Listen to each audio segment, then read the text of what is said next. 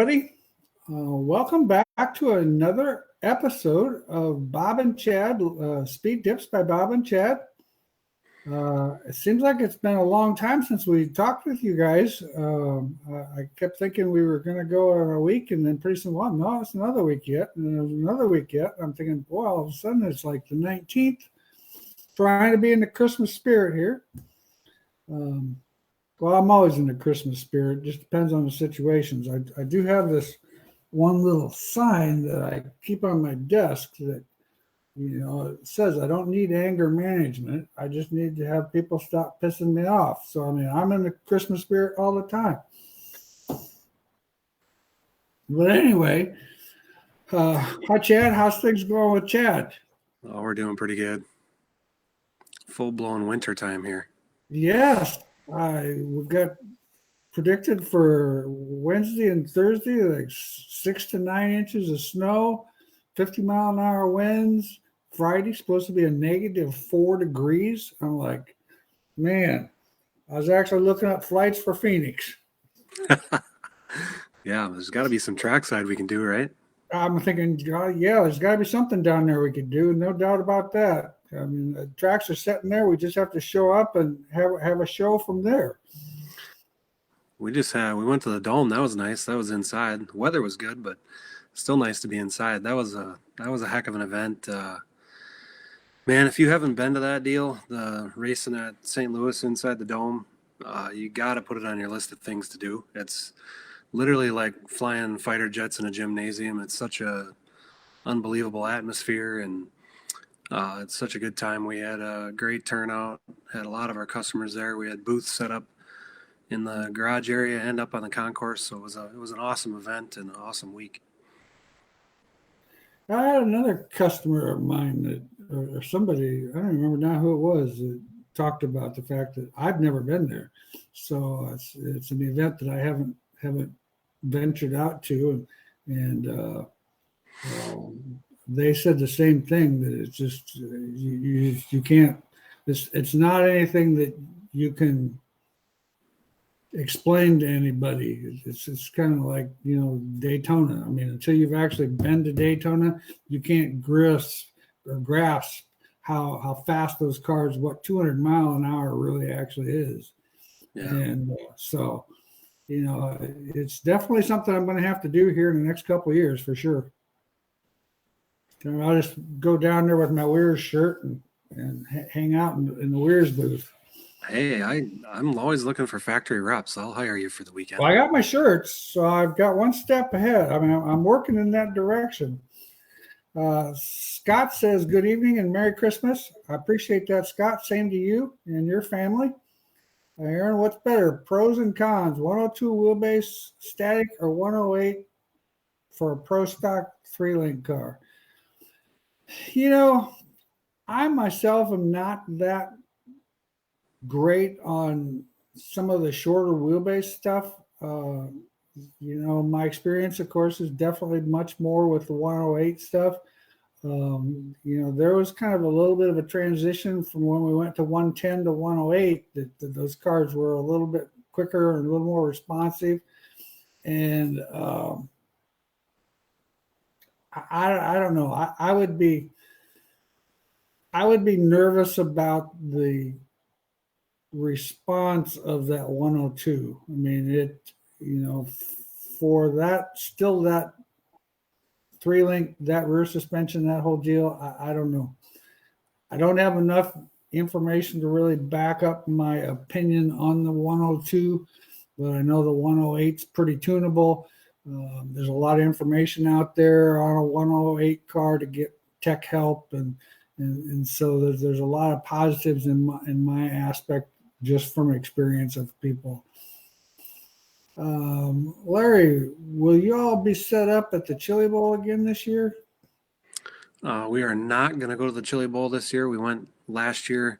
That's a very expensive event. They charge a lot of money for a booth there, and we kind of looked at it as possibly an every other year. We had a great time there, and it's another indoor event that you got to go to. You got to experience it, and you got to see it.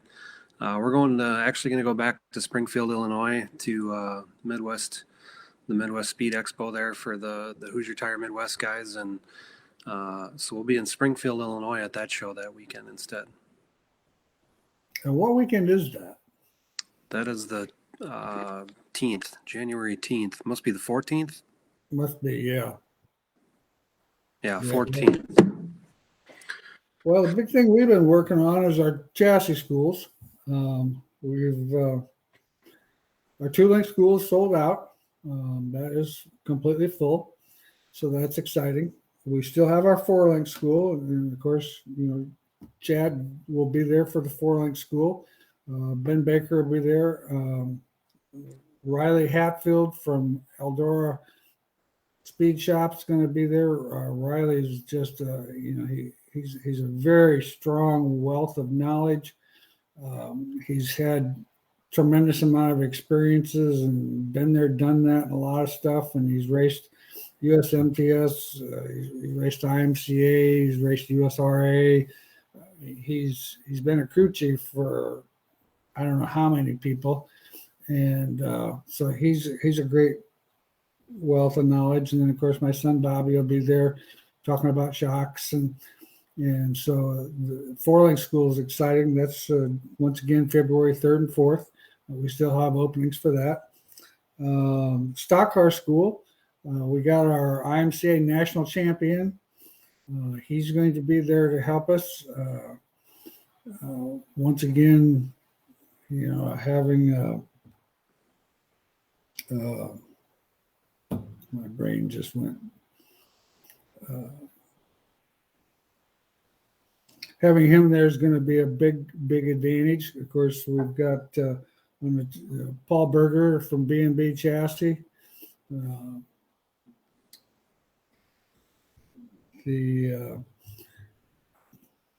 There's another one that's supposed to be there for that, and I forgot to write that down. Bobby's, of course, going to be there with shock absorbers. But it's going to be Mike's going to be a big advantage to have him there. He's, like I said, he's done, what is he, 7-time national champion, I think, in the IMCA stock car world. So I mean, that's pretty good. So we're looking forward to that. That one is actually the February 24th and 25th. It's a week after the Daytona 500, and we still have spots available for that one. I know that one's filling up fairly quick. That's been pretty good.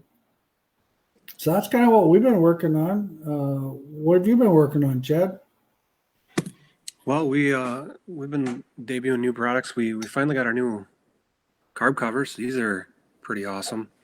So, longtime racer Keith Voss, my buddy, wanted to make a carb hat that was taller, so you didn't have to screw the nut down so far. Oh yeah. And then this is actually a die cast, heavy duty, not a plastic or thin aluminum piece. So, and then it's got a square O-ring in it instead of a round one, so it actually stays in the groove better. So, really cool piece. And then a different one, if you do have a different carb cover and don't want to buy a carb cover, for half the price, we got the Todd Shute and Troy came up with this. So this is a nut that's just clearance drilled. So this slides over the stud, so you don't have to screw the nut down so far. Kind of, two different ways to look at it when you got a short hat and a long nut, or just buy the tall hat. So a couple of new products there that we got ready to rock and roll for next year. And what's that carb hat sell for? That's $40, and then the tall air cleaner nut's $22.50. Awesome. Both are on the website, ready to rock. So okay. This one's a silver, and then we'll have I think they're bringing me blacks tomorrow, so we should have black and silver available in that. And then these are 5/16 or a quarter. 5/16 are black, and the quarters are blue. And then we've also been trying to get that app done. That we've been working on our setup app. That I don't know when we started talking about that the first time, Bob. Probably almost 2 years ago. We've been working on it. And Scotty, I think Scotty was a big influencer on the beginning of that, trying to get an app together that you can do all your note taking and all your measurements and your maintenance and your parts list. And everything for your entire race team. So we have it pretty much done. We have a bunch of testers that have it, and we're pretty excited that this baby should be going live here in the next week or two. Bob, you got it. You've been playing with it, Yep. so That thing's been let's pretty slick. yeah. So it's got a maintenance page, all your measurements, your parts list, race day notes, and a setup book and trackside tuning. So just a lot of information in there. It's really hard to do this on the thing, but like you just click with your trackside tuning, and then you pick if you have a modified, and you say loose. I'm loose in, and then it just kind of gives you a list of things that you would do. So just a wealth of knowledge in here, and a ton of information that you can put into there and keep your whole race team in the palm of your hands. Basically, is what we've come up with there. So. Well, I was very impressed with it. I played with it. I've actually played with it quite a bit. And I played with it quite a bit on Sunday when I was watching some football games, and put all the information in there for like a GRT car and in the setup book, so that when you go in there after you have all that information in there, you just log in there. What's my ride heights for the right front supposed to be? Blah blah blah, and I was pretty impressed in it. I went into, where you talked about at the track where you ran hot laps and what the conditions were. It changed springs and different things like that. And like I said, it's once a person has it, and you could spend endless hours putting that information in there. But the problem is, not a problem. The good advantage to that is this is the time of the year when you've got endless amount of time. Like I said, I played with it for 2 hours during the Chiefs game the other day, and I thought it was amazing how much information I was able to input in just a couple hours. And if I was at the racetrack, boy, a punch of the button, all that information would be right there. And the thing that I like about it from a chassis aspect of it, say Joe, my customer out in Belleville, Kansas, or whatever, he can call me, and he's got this information right there where I don't have to say, no, what about this and what about that? Well, I don't know. I have to look at our books or whatever. He'd have all this information there. So from a chassis manufacturer, I think it would be an outstanding deal having your customers on that information. And like I talked to you about the parts list, just having the parts list with all the part numbers of everything that's on my race car, that in itself would be a big help. Yeah, a big help, so that when I order parts on Monday, I just put a shit in there, and we can set it up to the point where we've got all these parts on a spreadsheet, to the point where if you've got a GRT car from us, that information should be able to be input in there, and you'd have all those part numbers. So I thought it was pretty cool.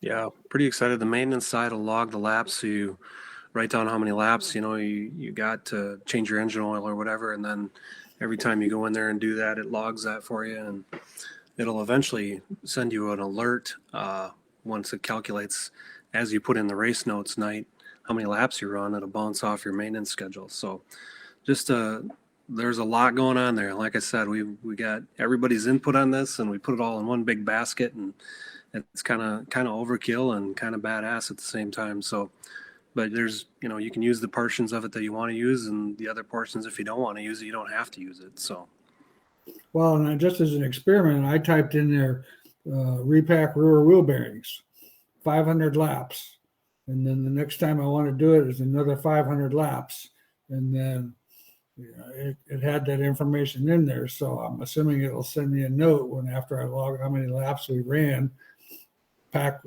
rear wheel bearings again. So I thought it was pretty cool. yeah. Yeah, it's pretty neat to see that come to a head. There when we were working on it, when we were putting some of the information together, it was, well, I wonder how this is all going to work out. But that's pretty cool. It's been a long time coming. Okay. Let's see. Our Dan. buddy Dan. Do you run the J bar at 0 on the Wehrs quick change pinion bracket? Yes, we do. Depends on what,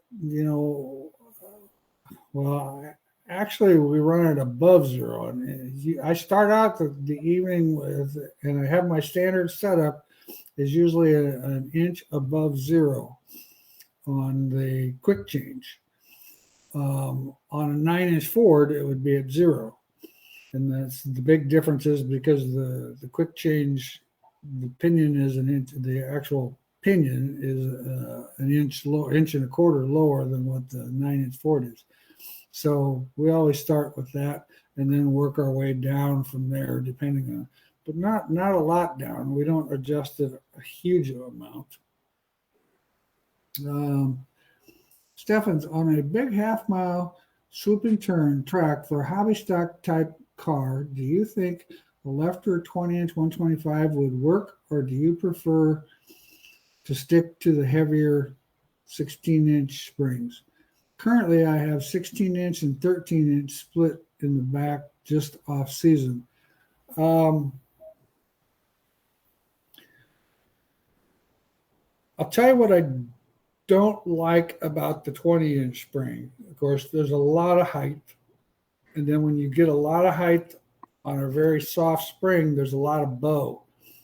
And on a hobby stock and a stock car, there's nothing really to locate that spring so that it's in kind of a fixture like a slider on a modified or on a B mod. So you have a tendency to have a little bit of spring bow, which in turn, in time, is going to wear that spring out more. So I still stick with I wouldn't be opposed to trying a 125 on a 16-inch spring with more preload in it, because you're taking that 16-inch spring and you're preloading it a little bit more, so it's not going to have quite as much bow. It's still going to have some bow. Anytime you have a soft spring that's tall, you're going to have a little bit of a bow issue, which is going to, it's going to take the life out of that spring. But you can try it. We've got some customers that run the 20-inch spring and they like it. I know when we ran it on a modified, I didn't really care for it as much. And we had it, like I said, we had it in a slider because I felt that it had too much spring and bowed too much. What was your opinion, Chad? I think that's perfect. If you can't contain that spring, it's going to bow too much. It is. Chris, is there an advantage to running a shorter rear end? Example would be a 60-inch to a 58.5 or a 59. And what would you recommend and why? Well, first, let me ask you what kind of car you're running. Is this a hobby stock, a stock car, or like a modified or a sport mod or something like that? If it was a hobby stock, we run a 59-inch rear end in our hobby stock rear ends because we want to try to tuck that right rear end. And the rear end it's like a standard 60-inch rear end on the left rear tube, but it's a 1-inch shorter tube on the right rear, bringing that right rear end more. The hobby stocks, you don't have the tire doesn't give you a lot of side bite, so you got to do what you can do to get the hobby stocks. The other divisions, we actually run a longer rear end, and we'll actually run like an inch or a 2-inch longer on the left rear, getting the left rear out further so that it has more traction coming up off the corner. So in my opinion, we've played with a lot of 61-inch spring rear ends on our modified and our sport mod type stuff. Stock car stuff, we've run 60-inch centered, and we've run 62-inch centered. But 62-inch, which is a +2 on the left rear. So kind of take that for what it's worth. He's a sport mod. Sport mod. We're experimenting with some 61-inch stuff the beginning of the season. Standard is a 60-inch, but we're using a 1-inch extension on the left rear.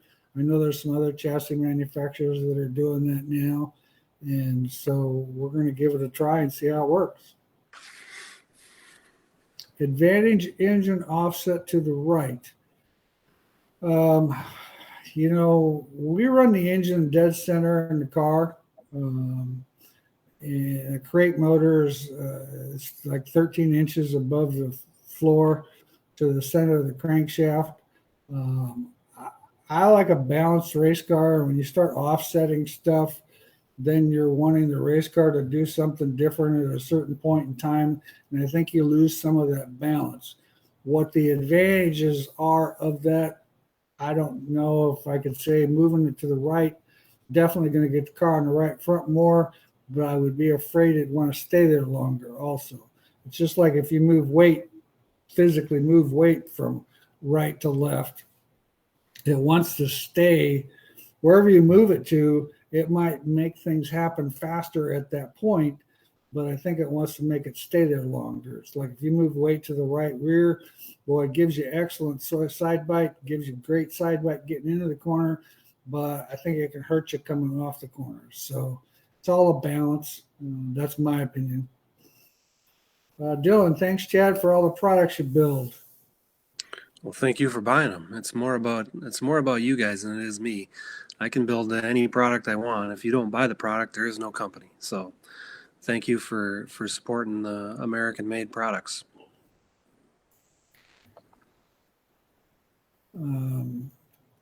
Matthew, how to determine spacers on lower rod ends? What angle should rod ends be angled in or out?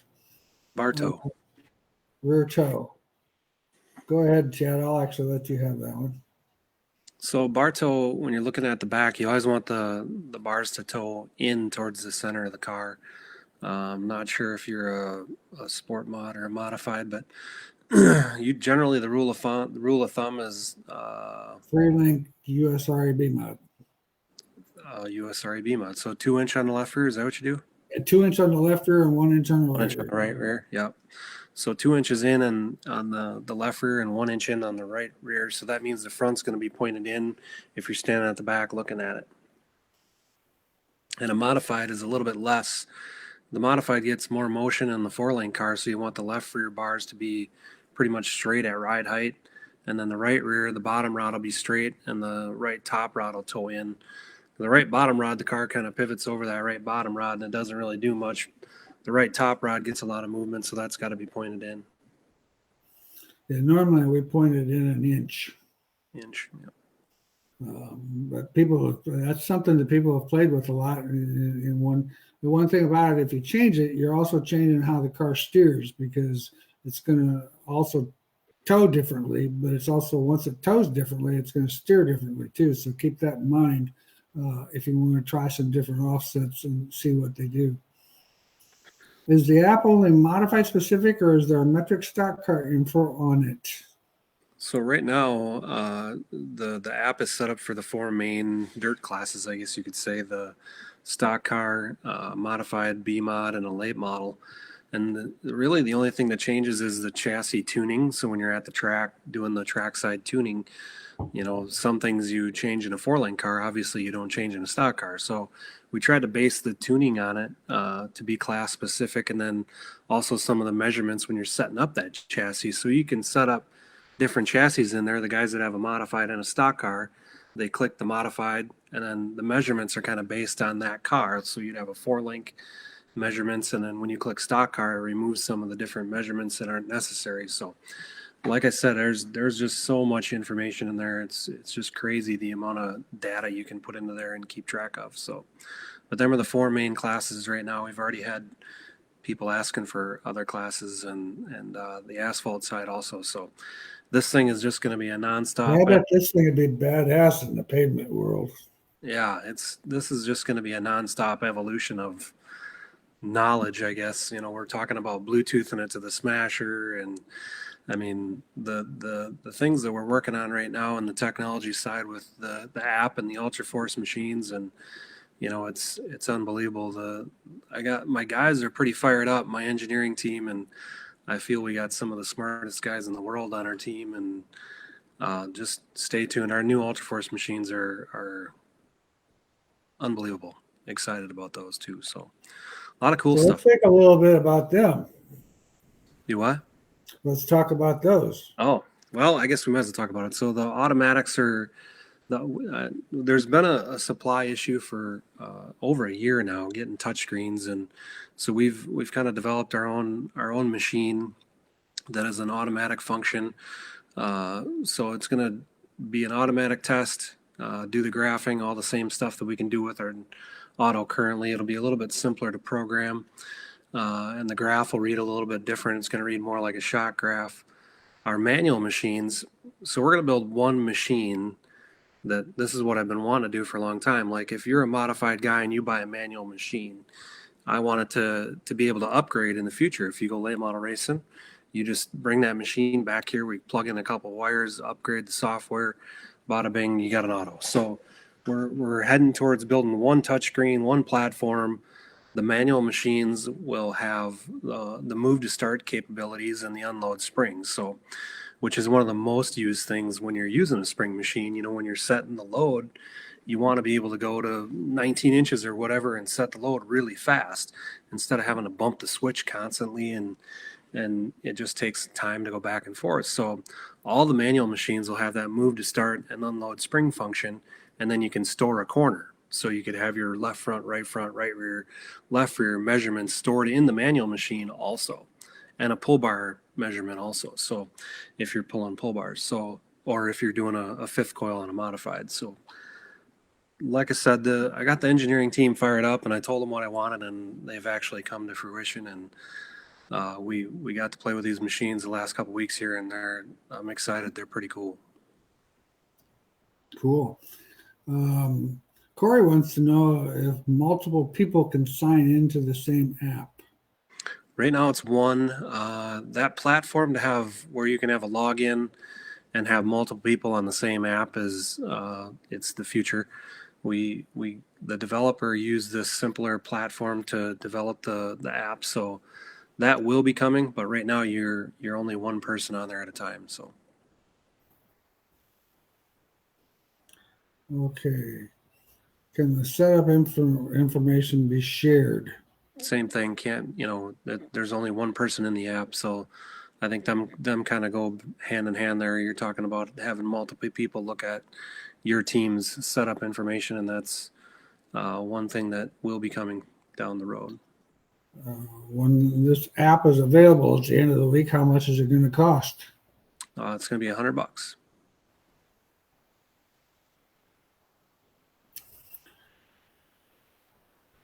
I know several B mods with quick changes running the Wehrs pinion mount at 0. I'm having trouble keeping the right rail out of the dirt and the left front on the ground. If I lower the J-bar to 0 on my quick change, won't this aggravate my problem? Yes, Dan, you're 100% right.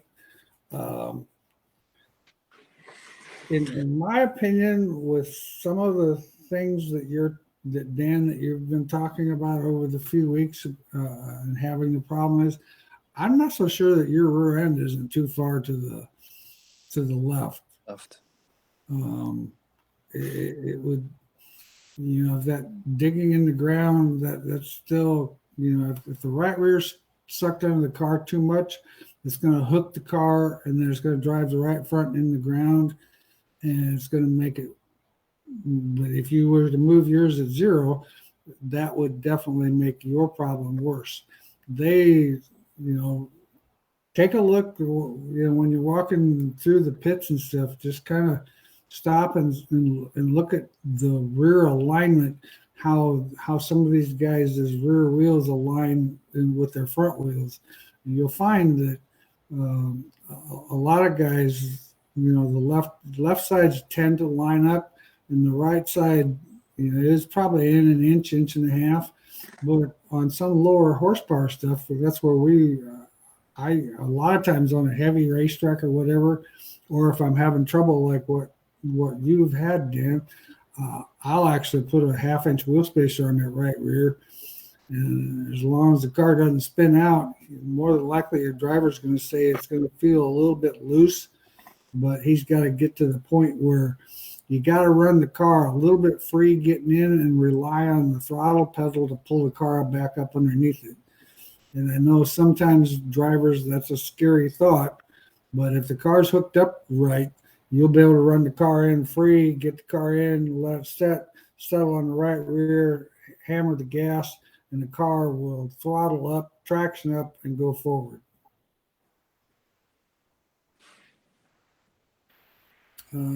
Corey says, same account, I should have said. Yeah, I was about to have. Yeah. We couple. Dylan, stock car on the right rear too hard. Lower lead or something else, 225-pound spring.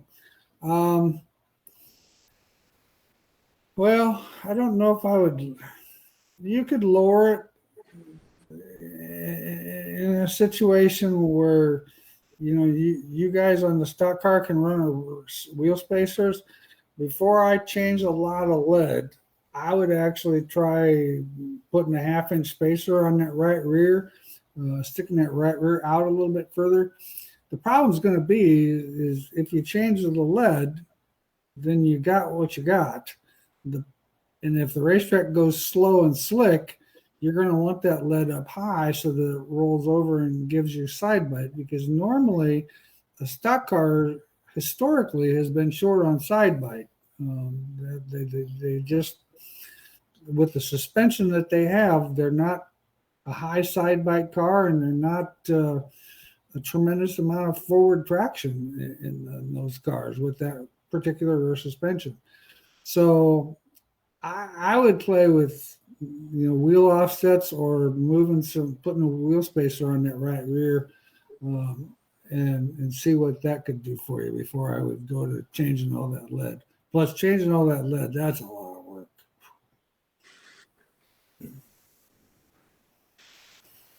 Bob's not a big fan of that lot of work anymore. I've done that before, and I'm years past that work thing, especially at the racetrack when you're scrambling.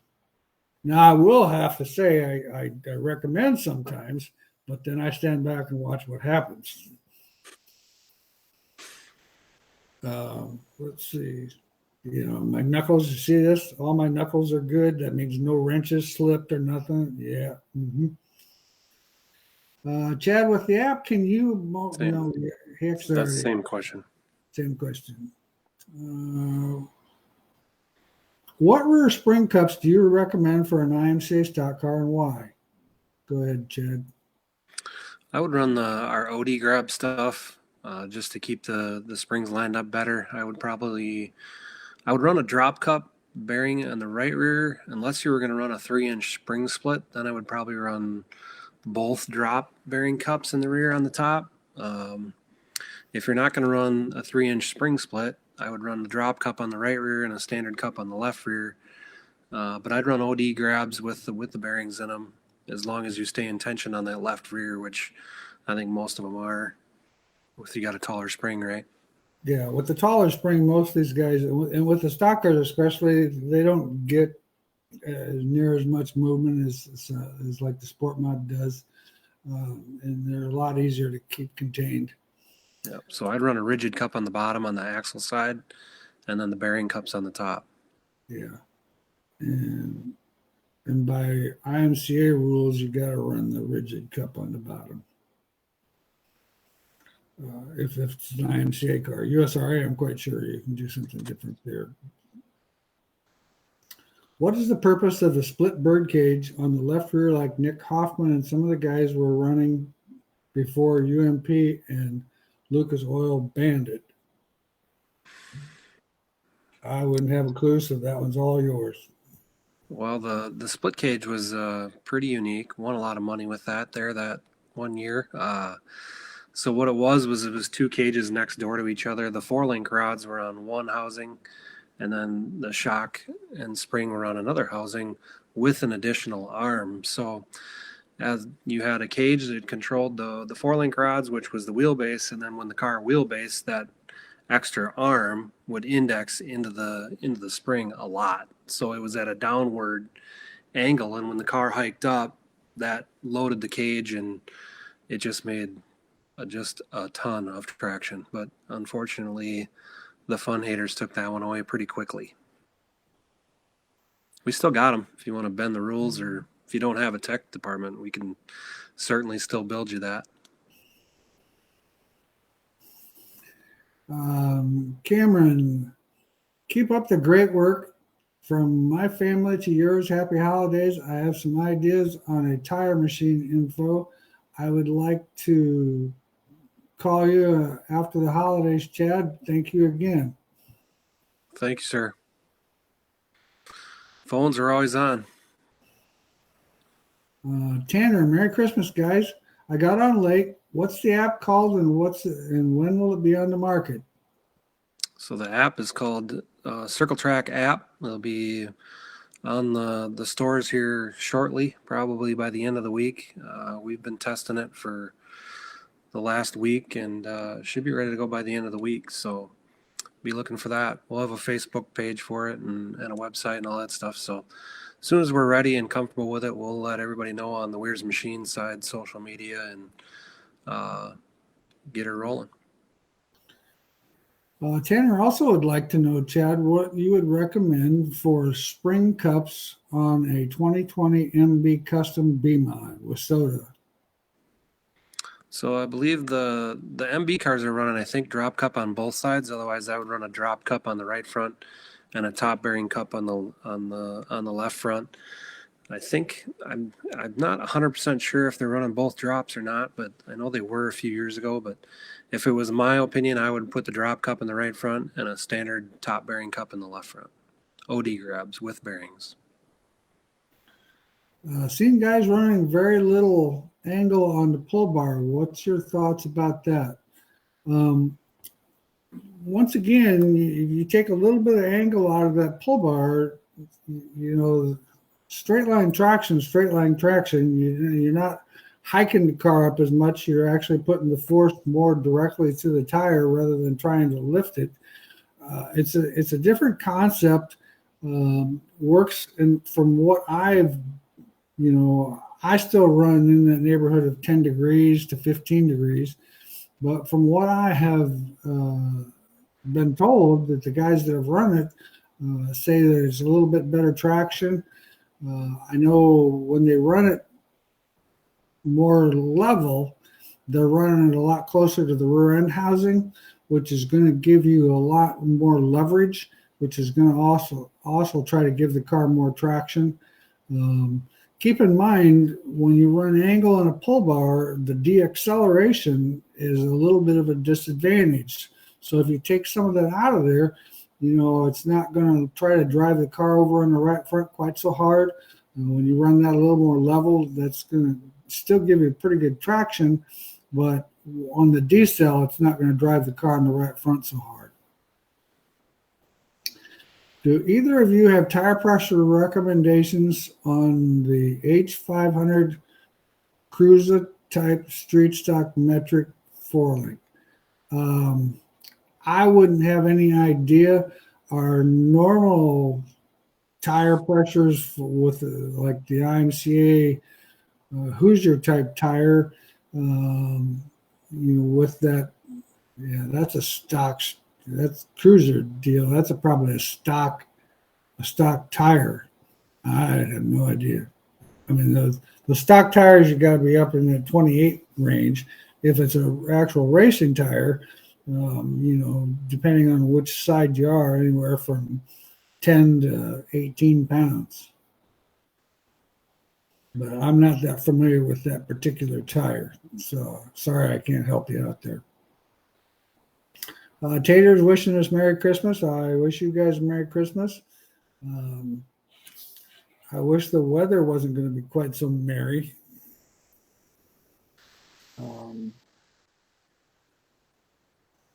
But I'm pretty fortunate. All my family lives relatively close, so I don't have too far to go. And that four-wheel drive Chevrolet can go through 9 inches of snow, and I only have to go 3 blocks. Now, ever since that time when I went in, Emily and I went in the ditch, I tell you what, man, when it snows, I'm just like, oh, oh. Or before, I had one guy whizzing by me tonight when the road was pretty slick. And I thought to myself, that used to be Bob 3 years ago. Nay, Bob, no more. A truck when that right front dipped off and then it rains and then a trailer you can just feel it just drive that thing into the ditch. I'm like, oh, man. But the best part was, did you ever hear the story about how we didn't have a shovel or nothing, so we emptied out some totes and we were trying to scoop snow with totes. Oh my God. In a freaking snowstorm. Yeah, that was a rough trip home. That was a rough trip home. Yeah, you and Ben drove up to Wisconsin, didn't he? Well, then we parted ways, and I just remember turning on I-94 thinking, this is the dumbest thing I think I've ever done in my life, but somehow I made it home. I stopped at four exits to try and get a hotel room up on 53, and there was no rooms. And I'm like, piss on it, I'm going to try it. And I turned on 94, and I was like, there's no way. But we made her, limping. It was bad. Well, in the year before, when we were up where were we up in northern Minnesota? We drove home in a freaking blizzard. Dave Kane drove all the way to Minneapolis, and then I drove the rest of the way. And there was a couple, 3 times where the old trailer and the truck were a little on the sideways side, and I'm thinking, oh man. Yeah. Yeah. That's why we don't have that. We don't have that second class anymore. Is that we why? don't have that class anymore. I don't go to Wisconsin, and I don't go to northern Minnesota. Nope. What about Arizona? That's a definite thought. That Idaho or wherever, somewhere where it's definitely.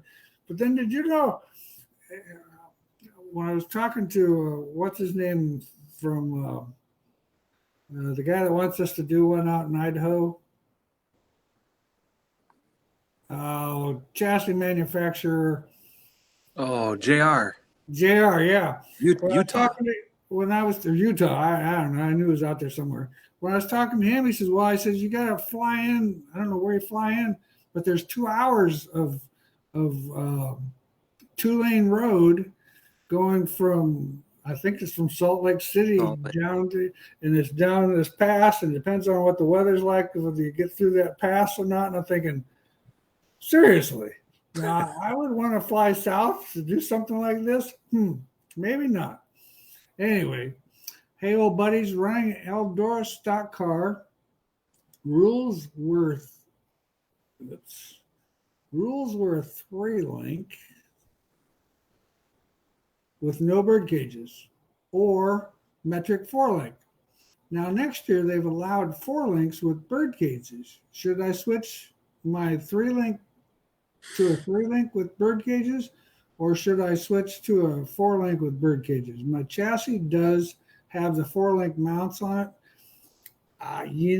If you've got the 4-link mounts on it and they're allowing you to run a 4-link setup, there would be no doubt in my mind that's what I would do. I mean, the 3-link setup is definitely pretty smooth. I could see Eldora with the stock OEM suspension, the metric 4-link probably is pretty good. That big old fast racetrack where you don't need tons of instant traction is probably not all that bad. But that 4-link is so tunable. Once you get it tuned and get everything adjusted like you want it to, you don't. People get scared of the 4-link because they go, oh my God, there's so much adjustment. I agree, there is a lot of adjustment, but like I even talk about in the schools, and I take and put duct tape over half the holes on all that stuff. I said, these holes are here because of all the different classes and different racetracks and different types of stuff that we have to do. And besides, if we didn't put all those holes in there, it would look too simple, and the customer wouldn't be interested in it. So, in my opinion, the 4-link. I'm not going to ramble on here. I would go with the 4-link mounts. I think, there's so many advantages to that it would be a good idea. Tater, right. Thank you. We in Montana, helped us. Me and Sean Jackson set up our car last year. Very much appreciated, Bob. Thanks again. We got a blizzard and sheer cold coming our way. LOL. Well, Tater, at least I'm not feeling so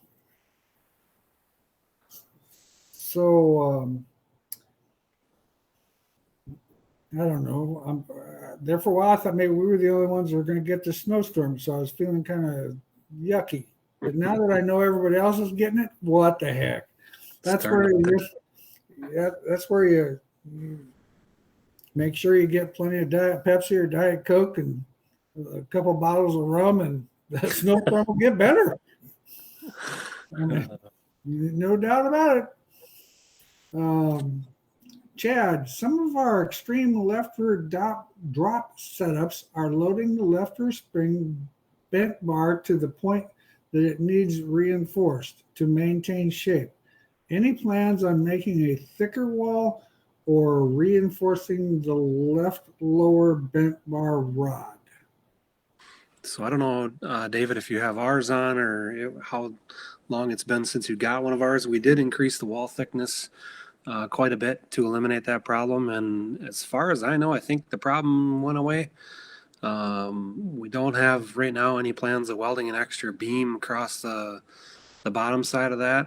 We wanted to try just going the easy way with making the wall thicker to see if that would live. And as far as I know, the late model guys that put the thicker ones on, the problems went away. So I think it should be okay on the late models on the modifieds. Modified with the heavier axle probably would be a little bit harder on it than the late models, but if you haven't got one in the last month or so, I'm not sure when they transitioned, but we've been doing that for a couple months ago. It's been a couple months, yeah. So depending on Super Nationals, I thought. Right, but depending on what size it was and when we ran out of it, it's kind of one of them trickle down things that. But I'm pretty sure that everyone going out now is all sizes. So, but I think that problem should be handled. Alex, have y'all ever thought about making Wehrs trailing arm brackets on the chassis side of the GRT modified bolt-in brackets? Well, no, hadn't thought about that. We try to leave the chassis side to the chassis builder. As far as if he's talking about the double shear bolt in, is GRT a double shear? Yeah. Unless he's talking about a climber style, maybe. The climber deal doesn't work on a double shear chassis bracket. We tried that years ago, and if you're going to do a climbing bracket, then you have to have a climber on both sides of it. Use 2 wrenches. Really not as cool as we thought it was going to be.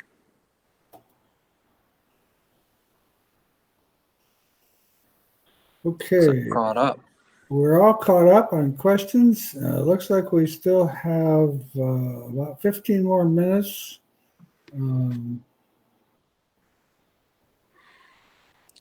We had that trade show too, after our last show. So we did the Midwest Motorsports Expo after. Oh yeah, I haven't actually talked to you since then. Yeah, so that was a pretty good deal. We had a pretty good turnout for that. We're excited to announce we're going to do it again. It's going to be a different time of year.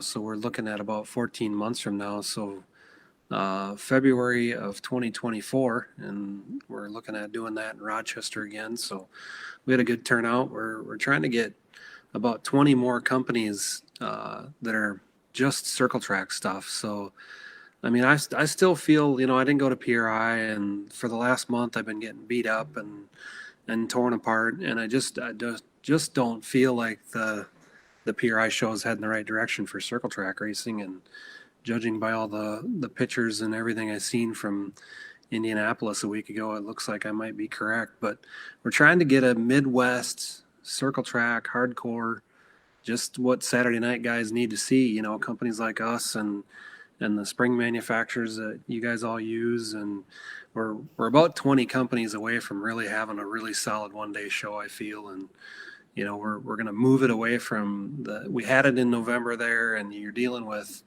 football, and you're dealing with the end of the year races, and you're dealing with hunting deer and all these things that really screwed it up, and Thanksgiving. And so we're going to move it into end of February, first part of March. And I guess we're probably going to have to talk about when you're going to do your stock car school, because we were looking at that 24th weekend, but maybe we'll do it the first week of March after that school, because you have that at the same time every year. But so we're really looking to grow that show, and us and Kevco are working on that, and hopefully we can get about 20 more companies like us to get there for 2024 March. So, but it was a good turnout.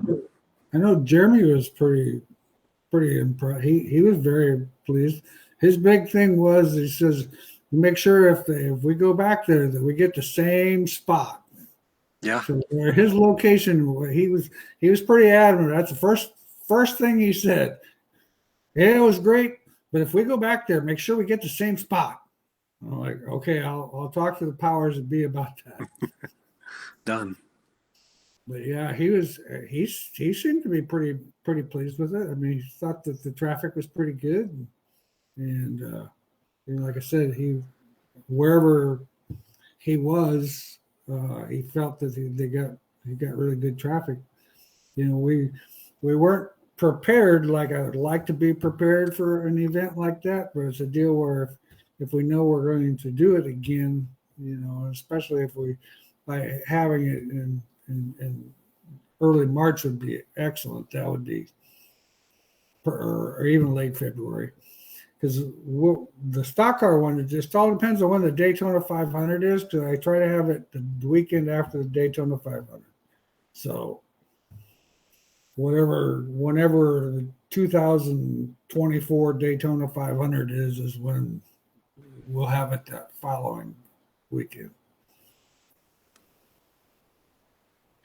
Jeffrey, any ideas on how to keep from killing the right rear spring on a sport mod deflection?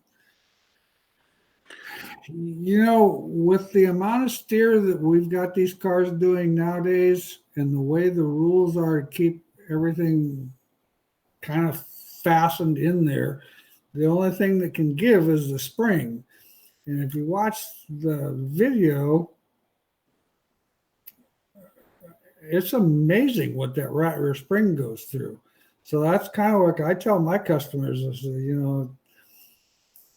springs are really not that expensive, especially when you compare it to how much you're going to get out of a tire. And that's one corner of the car that, in my opinion, on a sport mod car, every 20 nights, I'd change that right rear spring, no matter what it looked like, no matter what. I don't care. I'd change that spring. Just keep a fresh spring put in that place, because I mean, I don't know what the actual springs cost nowadays. It's $75, I suppose, something like that. And I like the higher end spring, like iBox higher end spring. I like that for the fronts, but people will kill me when I say, in my opinion, on a sport mod, I don't know if it's worth spending the extra money, because it's going to wear out from bending just as bad as the standard spring will. So it's kind of up to the chassis guy.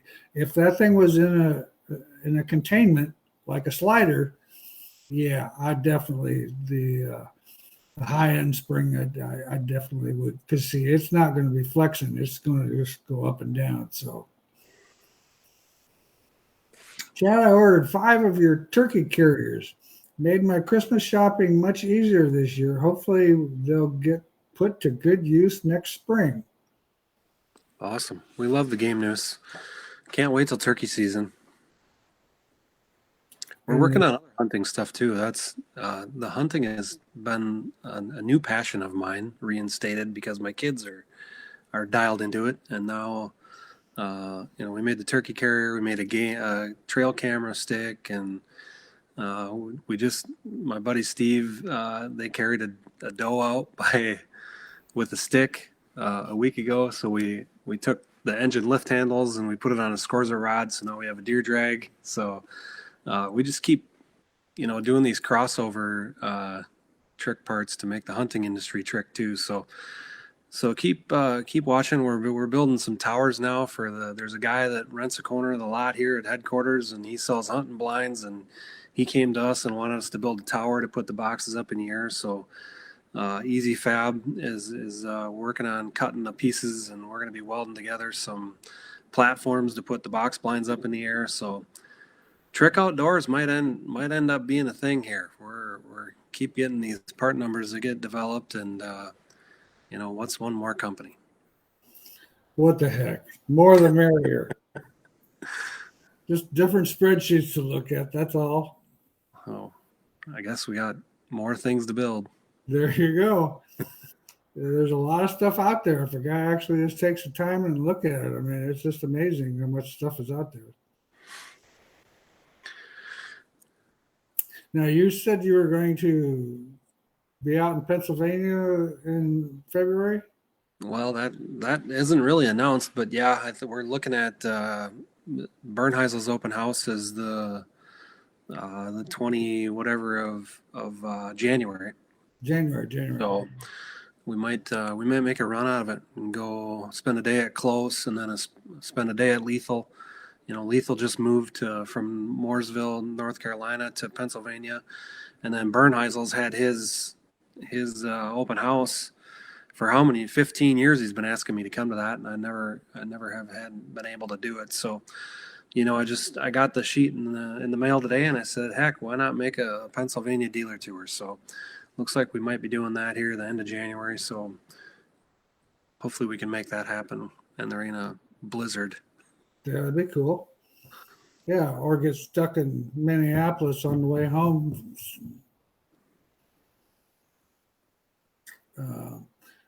Rick, on a stock car, what do you recommend on putting new springs in, and what brand? Well,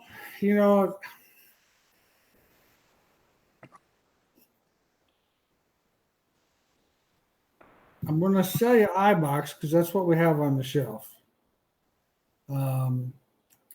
But as far as quality-wise, there's a lot of decent spring companies that do a good job.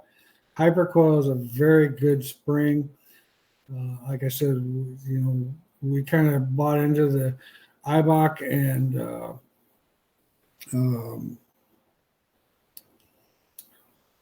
well, my memory's not as good as it used to be. The Gold Springs. Landrum. We've got Landrum and Ibach on the shelf. I like both companies very well. They do a good job.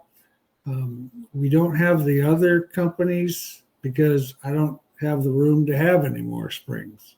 We actually added a spring rack in the showroom where we closed off that one front window now. So we've tried to expand in our showroom. Our showroom isn't, we've got a lot of parts, but we sure could have a lot more. We just don't have the actual room to be able to stock more. And that's the reason we don't. The other question, part of that was, on a stock car, what do you recommend on putting new springs in? Well, the right front, no matter which car you have, I don't care what, street stock, hobby stock car, or modified, the right front's going to be the one that's going to take the most abuse. And that spring, I don't care what the spring companies say as far as how their warranty and all that stuff goes. I just know after a period of time, the spring doesn't work like it did when it was brand new.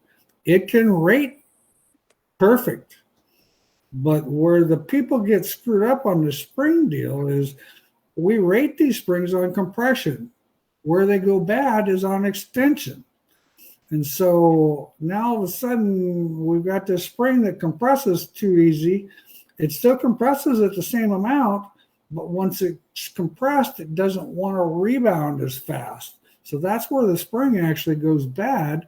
And unless you've got a dyno like Chad's load machine that rates springs, on a graph on the pull and compression and rebound both, you don't know where that spring is actually at. And so, these spring raters are great, but all they tell you is the compression side of it. And these springs don't go bad on compression. They go bad on rebound. Tater said, thanks, guys. Enjoy and watching and stay warm. How often do you change them? Once again, on the springs, left side spring, left front spring, I'd probably run 40 nights, half a season. The right front spring, I'd probably run a fourth of the season, or in other words, 20, 25 nights. Same with the right rear. Left rear, if you're running those 125s and whatever, 15, 20 nights, they just, and like I said, what happens is they go bad on we're expecting a 125-pound spring to do something that it was never intended to do. And so you can't expect it to last forever. And that old adage, I had one of our guys that was on my one of my schools, and he made the statement. He says, well, I probably got 200 nights on your right rear, and I did everything that I possibly could to say, well, no wonder you suck. But I didn't say that. But I'm like, dude, 200 nights on a right rear spring? Holy heck, I'd have had 4 springs in there in that period of time. So, once again, it just, the cost is, compared to a tire, man, it's just the suspension is such a key factor. And springs and shocks, springs tell it what to do, shocks tell it when it's going to do it, and they just have to work together and be good. Salmon Valley said happy holidays. Once again, well, we appreciate you guys. Make sure everybody have a happy Christmas or a Merry Christmas and a happy holiday. I was thinking about what's your thoughts? Have you got something going on January 2nd, Chad? That's the day after New Year's.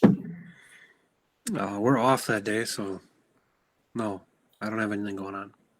Well, we're off too, but if you wanted to, we could do January 2nd, and then we could actually get 3 shows. We could go every other week and get 3 shows in January. Sure. You want to go back to every other week? I'm game. We might as well. What the heck? I get too lonely. I don't have anybody to talk to, man. I hear the same things that I listen to every day, and it's like, man, I need to talk about something different here. Sounds good.